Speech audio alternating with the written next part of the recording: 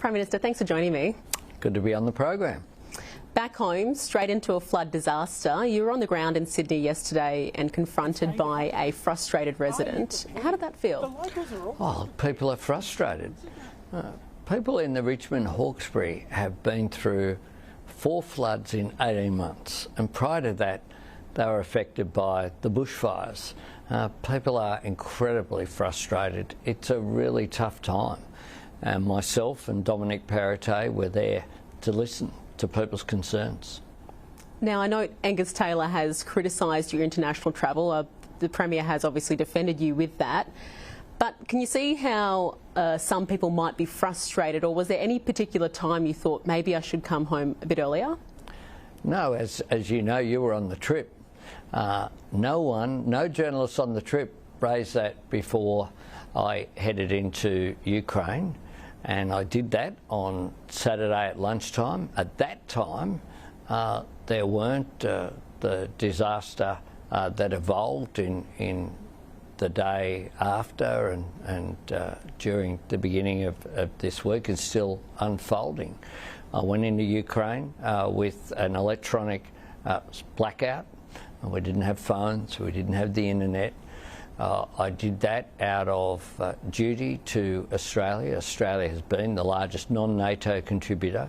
I find it astonishing that some in the opposition have drawn a parallel between a holiday in Hawaii, where it was known the bushfire crisis was unfolding, and the circumstances of my going to Ukraine, to a war zone, where we flew from Paris into Poland and then had a drive and then a 12-hour train ride overnight, was on the ground during Sunday, and then another 12-hour train ride out to Poland, and then a car ride, and then 4 plane trips home. I got home as soon as I could, and I was on the ground yesterday morning with the New South Wales Premier.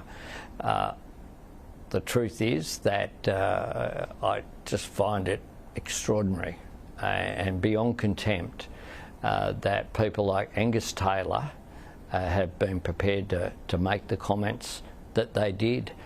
They should really think again before they make that sort of assertion, particularly in the context of what is happening on their own side of politics. So when were you first aware there was an emergency alert in place? When I arrived back in Poland, and I spoke to the Premier from Poland. It was clear then that it was worse than was ever anticipated in the previous week.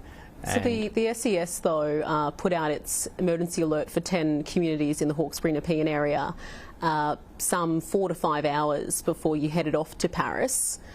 They were door knocking, asking those who had been flood affected previously they may wish to consider evacuating again. Were you aware of that at all prior? I was getting national security briefings about going into a war zone, and that was the focus that was going on that day, and people weren't in the same dire circumstances at that time. Do you see how some people might think, though, that when your focus is on international issues, it comes at the expense of domestic issues? No. People who are of goodwill and with a bit of common sense. Let's be clear here. There are 2 leaders of political parties in Australia. I haven't been on leave. I haven't had a day off.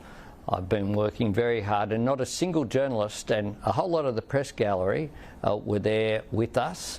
No one, formally or informally, raised any issues of what was happening or potentially might happen back in Australia before I departed